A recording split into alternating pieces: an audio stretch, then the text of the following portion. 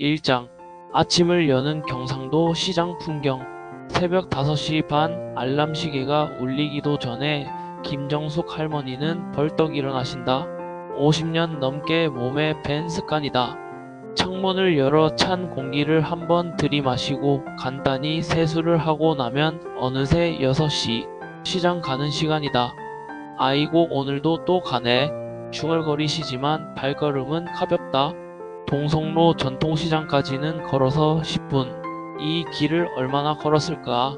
젊었을 때부터 지금까지 아이들 키우며 매일같이 다녔던 이 길이 이제는 하루의 시작이자 소중한 일상이 되었다. 시장 입구에 들어서니 벌써 활기가 넘친다. 할매 왔나? 어디 좋은 거 있나 보자. 생선가게 사장의 구수한 경상도 사투리가 귀에 정답게 들린다.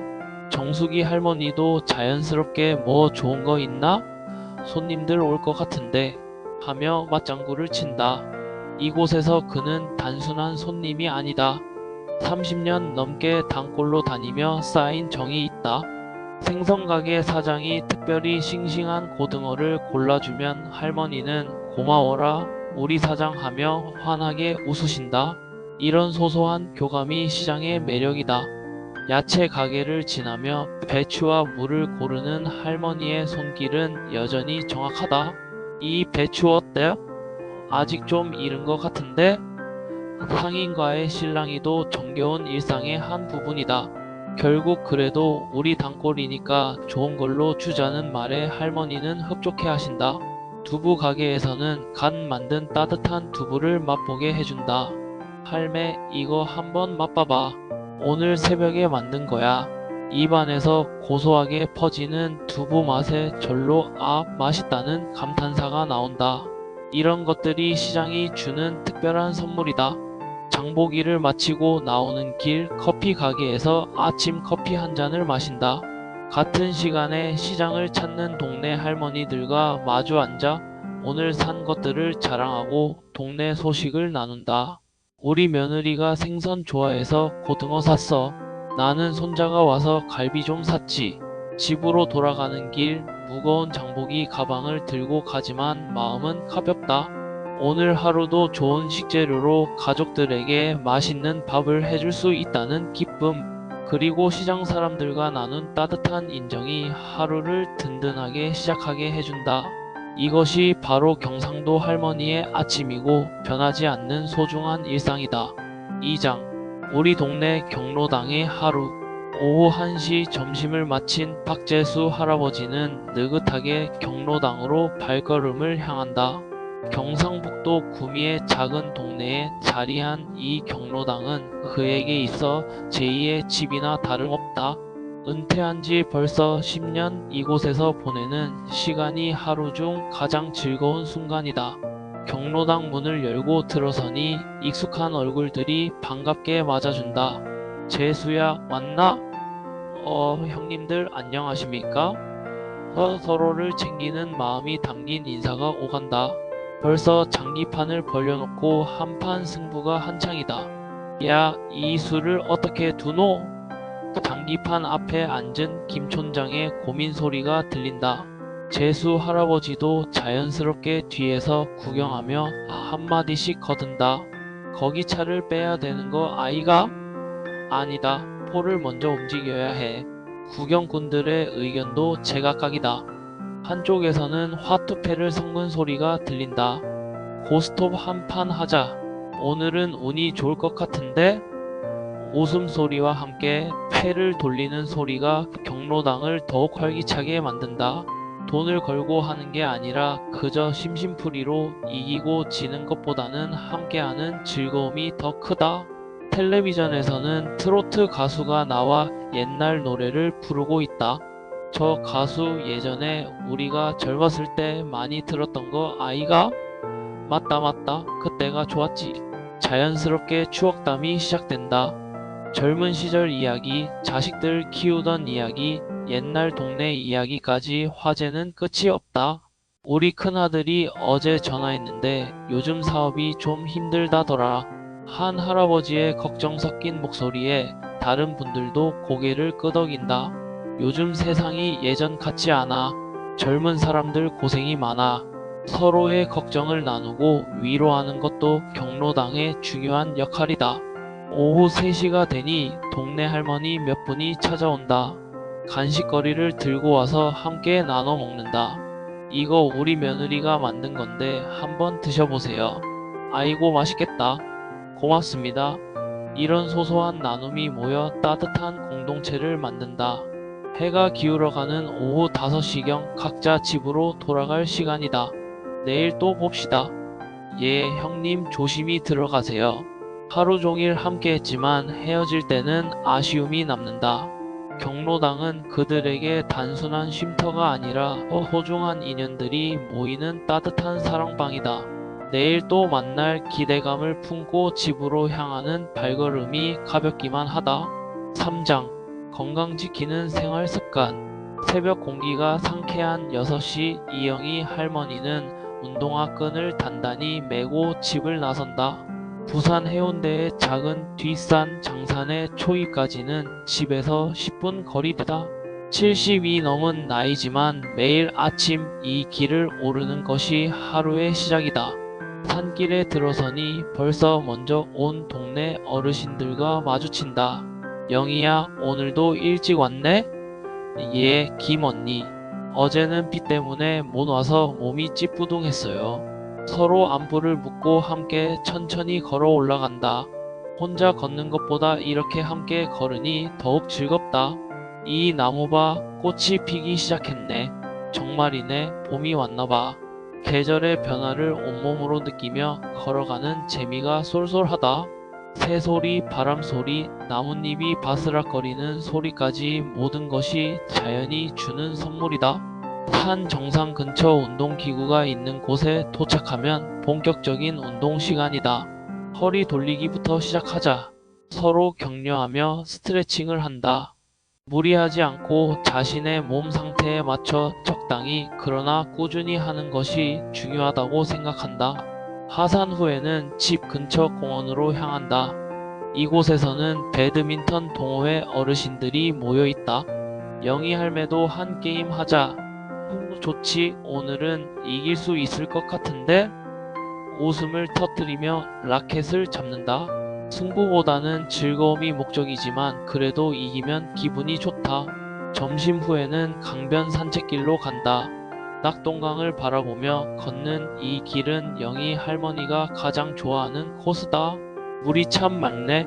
예전에 우리가 어릴 때는 이 강에서 놀기도 했는데 옛 추억을 떠올리며 걷다 보면 어느새 1시간이 훌쩍 지나간다. 집에서는 건강을 위한 나름의 노하우가 있다. 뒷마당에 직접 기른 쑥과 민들레로 차를 끓여 마신다. 이거 몸에 좋다더라. 며느리가 사다 준 각종 영양제도 빼먹지 않고 챙긴다. 하지만 무엇보다 중요한 건 규칙적인 식사와 충분한 수면이다. 저녁에는 텔레비전을 보며 간단한 실버체조를 한다. 하나, 둘, 셋, 넷 화면 속 강사를 따라 팔다리를 움직인다. 거창한 운동이 아니어도 이렇게 조금씩 몸을 움직이는 것만으로도 건강 유지에 도움이 된다고 믿는다. 건강이 최고야. 아프면 자식들한테 짐만 된다. 영희 할머니의 철학은 단순하다. 건강한 몸으로 오래오래 가족들과 함께 하고 싶다는 소박한 바람. 그 마음으로 오늘도 내일도 꾸준히 자신만의 건강법을 실천해 나간다. 4장 경상도 밥상 이야기. 이른 아침 대구 동구에 사는 최순덕 할머니는 부엌에서 하루를 시작한다. 가장 먼저 하는 일은 어제 저녁에 우려둔 멸치 육수를 한 번 더 끓이는 것이다. 국물이 생명이지. 할머니의 지론이다. 50년 넘게 끓인 국물에 대한 자신만의 노하우가 있다. 오늘은 무엇을 끓일까? 냉장고를 열어보니 어제 시장에서 사온 시래기가 보인다. 시래기국이 좋겠네. 마른 시래기를 찬물에 담가 불리고 된장을 체에 받쳐 곱게 풀어낸다. 이 된장은 10년 전에 직접 담근 것으로 깊고 구수한 맛이 일품이다. 시래기를 된장 국물에 넣고 끓이면서 할머니는 어린 시절을 떠올린다. 우리 어머니가 해주던 그 맛이야. 가난했던 시절 고기는 구경하기 어려웠지만 어머니가 끓여주던 시래기국 한 그릇이면 든든했다.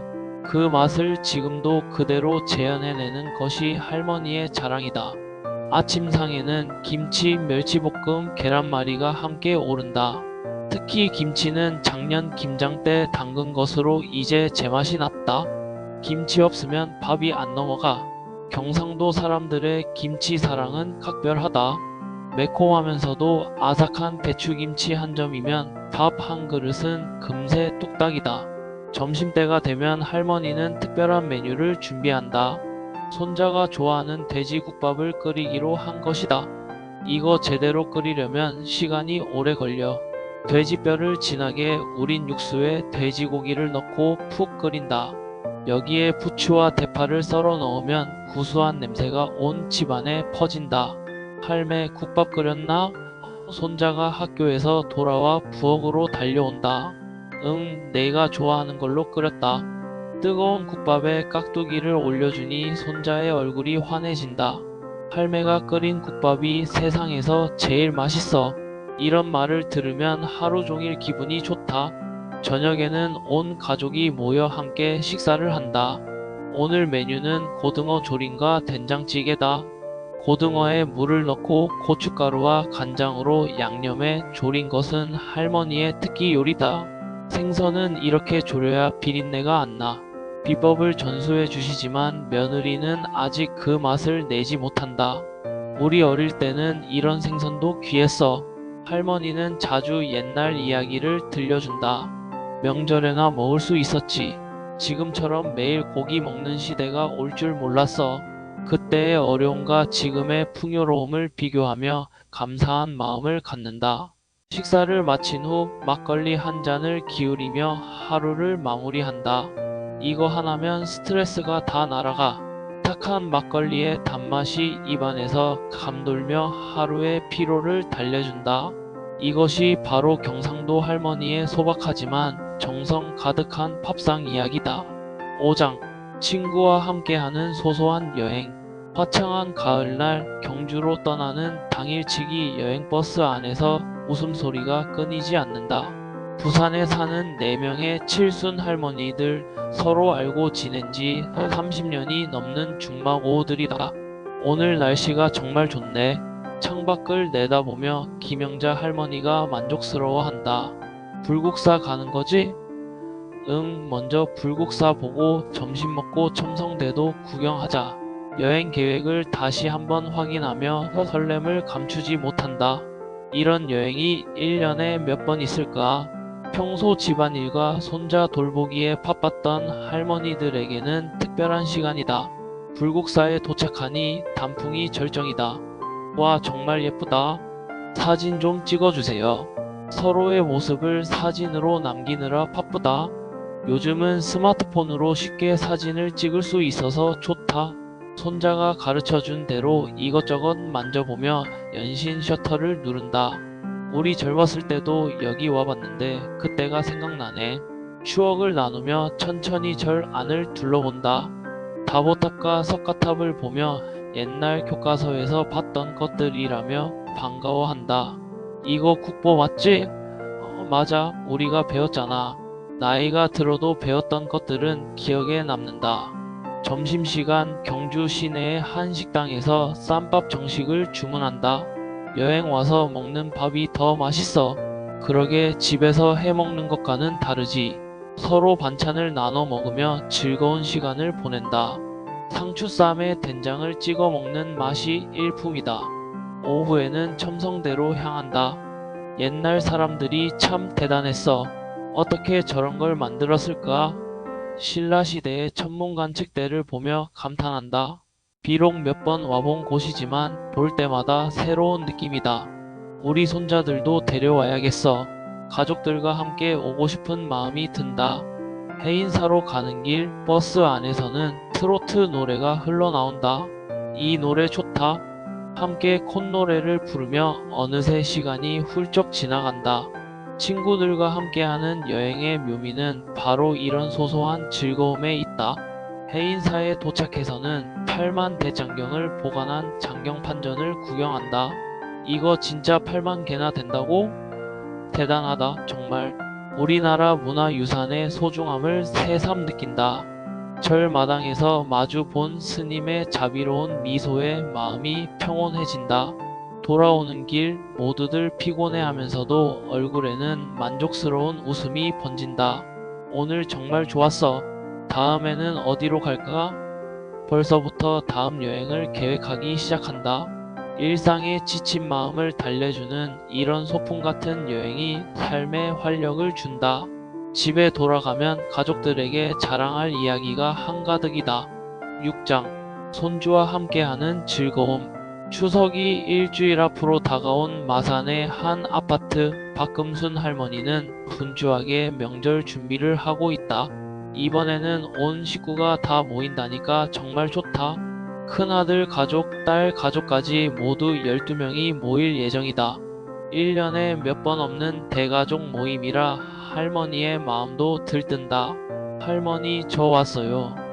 가장 먼저 도착한 것은 초등학교 3학년인 막내 손자 민준이다.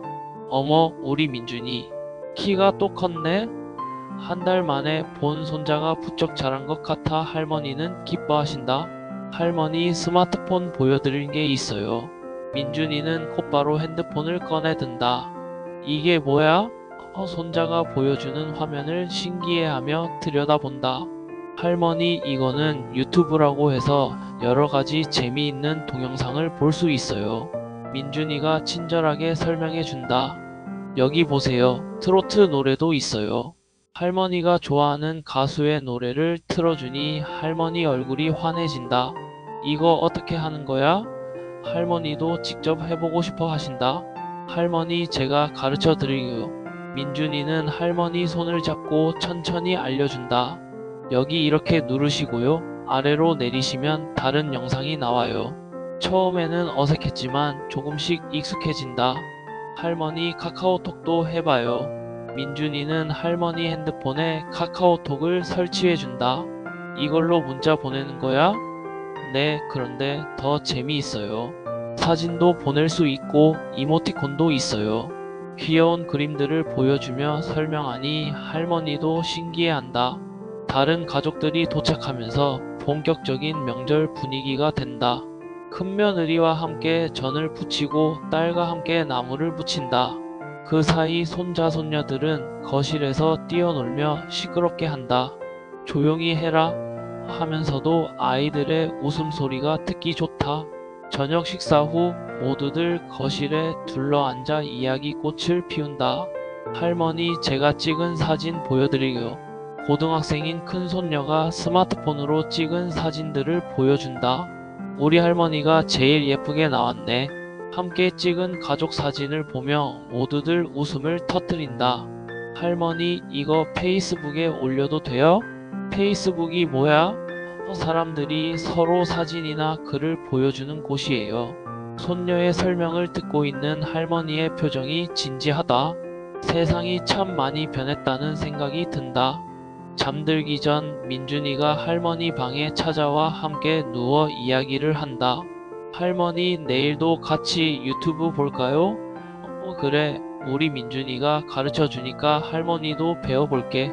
손자의 작은 손을 잡고 있으니 마음이 따뜻해진다. 이런 순간이야말로 인생의 가장 큰 행복이다.